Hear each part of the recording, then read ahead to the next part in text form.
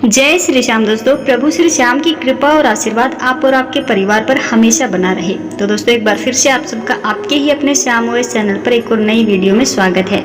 तो दोस्तों आज की वीडियो में हम बात करेंगे कि मांसाहार पुण्य है या पाप। इस संदर्भ में मैं आपको एक कथा सुनाने जा रही हूँ, तो आप इस कथा को ध्यान से सुनिएगा। तो दोस्तों बात उस समय की है कि जब भगवान श्री कृष्ण अपने बालपन में थे। एक बार जब श्री कृष्ण एक पेड़ के नीचे बैठे बांसुरी बजा रहे थे, तो उस तरफ एक हिरण दौड़ता हुआ आया और भगवान श्री कृष्ण के पीछे जाकर के छुप गया। वो हिरण बहुत ही घबराया हुआ था। भगवान श्री कृष्ण ने उसके सिर पर हाथ फेरते हुए कहा, क्या हुआ, तुम क्यों मेरे पीछे छुप रहे हो? उसका पीछा करते हुए वहाँ पर एक शिकारी भी आ पहुँचा और बोला, यह मेरा शिकार है, इसे मुझे दे दो, इस पर मेरा अधिकार है। तब भगवान श्री कृष्ण बोले, हर जीवित जीव पर उसका खुद का अधिकार होता है, न कि किसी और का। तब वह शिकारी क्रोध में बोला, यह मेरा शिकार है, इसे मैं पकाकर खाऊंगा।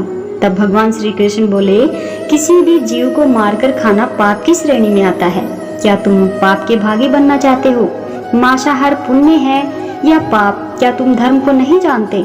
तब वह शिकारी बोला, मैं तुम्हारे जितना शिक्षित तो नहीं हूँ यह जानूं कि मांसाहार पुण्य है या पाप, पर मैं जानता हूँ कि जीव को मारकर खाना इसमें कोई हर्ज नहीं है। मांसाहार से एक तो वह जीव को जीव बंधन से मुक्त कर रहा है, फिर क्यों मांसाहार के लिए मना किया जाता है? वैसे भी मैं इसको मारकर नीच योनि से मुक्ति दिलाकर पुण्य का ही काम कर रहा हूँ, फिर इस पर पाबंदी क्यों?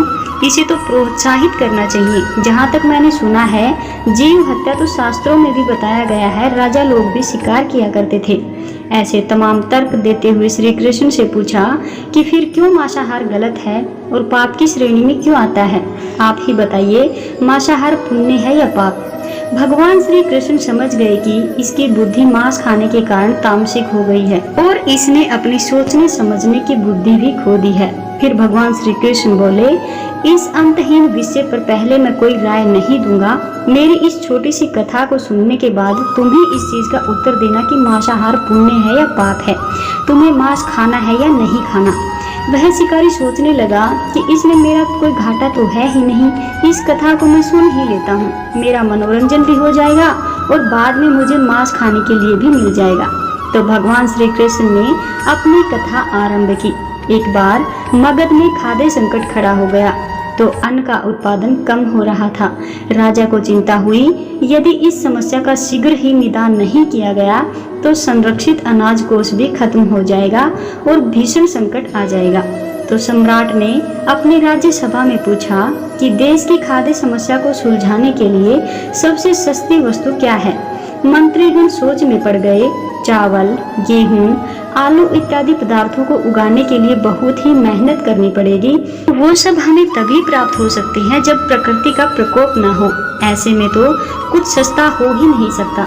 तभी शिकार का शौक रखने वाले एक मंत्री ने सोचा कि यही उत्तम अवसर है, क्यों न अंधाधुंध शिकार करने के लिए राजा की अनुमति ली जाए। उसने सभा में कहा कि सबसे सस्ता खाद्य पदार्थ है मांस, इसके लिए धन का खर्च भी नहीं है और पौष्टिक खाना भी मिलता है। तभी सामंतों ने इस बात का समर्थन कर दिया, लेकिन मगध के महामंत्री अभी भी चुप थे। सम्राट ने पूछा, महामंत्री जी आप चुप क्यों हैं? आपने कोई अनुमोदन क्यों नहीं दिया? आपका क्या मत है? तो महामंत्री जी ने कहा, मैं यह नहीं मानता कि यह कथन सही है कि मांस सबसे सस्ता पदार्थ है, फिर भी इस विषय पर मैं अपने विचार आपके सामने कल रखूंगा। महामंत्री जी उसी रात मांसाहार का प्रस्ताव रखने वाले सामंत के घर पहुंचे। सामंत ने इतनी देर रात महामंत्री को अपने घर पर आते देखकर वो घबरा जाते हैं, किसी अनिष्ट की आशंका से वह कांप जाते हैं। महामंत्री जी ने कहा, संध्या को महाराज बीमार हो गए हैं, उनकी हालत बहुत ही खराब है। राजवैद्य ने कहा है कि किसी शक्तिशाली देह का 2 तोला मांस मिल जाए तो राजा के प्राण बचाए जा सकते हैं। आप महाराज के सबसे विश्वास पात्र हैं, इसीलिए आपसे योग्य कौन हो सकता है? इसके लिए आप जो भी मूल्य लेना चाहें ले सकते हैं। आप कहें तो इस काम के लिए मैं आपको 1 लाख स्वर्ण मुद्राएं भी दे सकता हूँ। एक बड़ी जागीर भी आप मांग सकते हैं। बस आप अपनी इच्छा कहें, मैं कटार से आपके हृदय को चीरकर बस 2 तोला मांस निकाल लूंगा। यह सुनकर सामंत के चेहरे का रंग फीका पड़ जाता है। वह सोचने लगा, जब जीवन ही नहीं रहेगा तो लाख स्वर्ण मुद्राओं का मैं क्या करूँगा, और बड़ी जागीर भी किस काम आएगी। वह झटपट से अंदर भागा और अपनी तिजोरी से 1 लाख स्वर्ण मुद्राएं लेकर आया। मुद्राएं देकर उसने महामंत्री के पैर पकड़ लिए और गिड़गिड़ाते हुए बोला, श्रीमंत, मैं आपकी 1 लाख मुद्राओं में से अपनी 1 लाख मुद्राएं और मिलाता हूँ।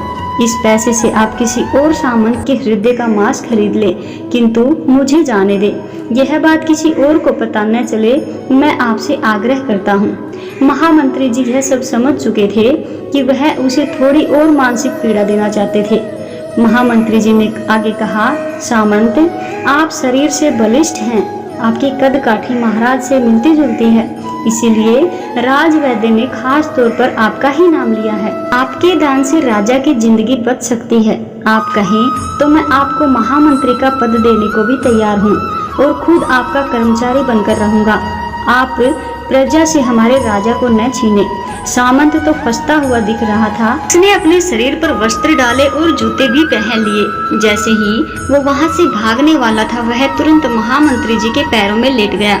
उसने याचना की कि महामंत्री जी, मैं इसके योग्य नहीं हूँ। जब प्राण ही नहीं रहेंगे तो मैं महामंत्री का पद हो या राजा का सिंहासन ही क्यों न मिल जाए, मैं उसका क्या करूँगा। आप चाहें तो मेरा सब कुछ ले लें, पर मेरे प्राण ना ले। मैं अपना भवन और अपना ये सारा धन आपको सौंपता हूँ। रातों रात राज्य से निकल जाऊंगा। इतना कहकर वह घोड़े की ओर भागा और जैसे ही अपना घोड़ा गठने लगा, आवाज आई, अभी अभी अपने पीछे गए तुम अपने परिवार को भी छोड़ के जा रहे हो। सामंत बोला, मेरे प्राण से प्रिय कुछ भी नहीं है।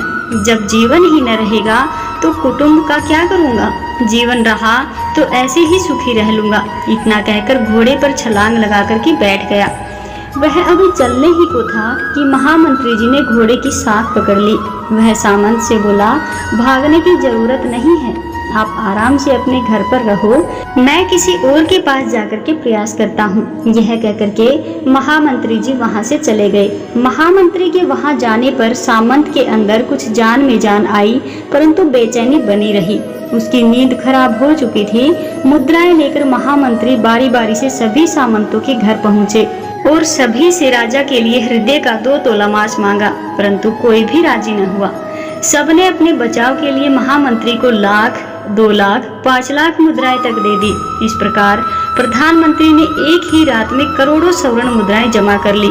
फिर सुबह होने से पहले ही अपने महल को पहुंच गए। अगले दिन राज्यसभा में सभी सामंत समय से पहले ही पहुंच गए। सभी यह जानना चाहते थे कि राजा स्वस्थ है कि नहीं, लेकिन कोई भी भेद नहीं खोलना चाहता था।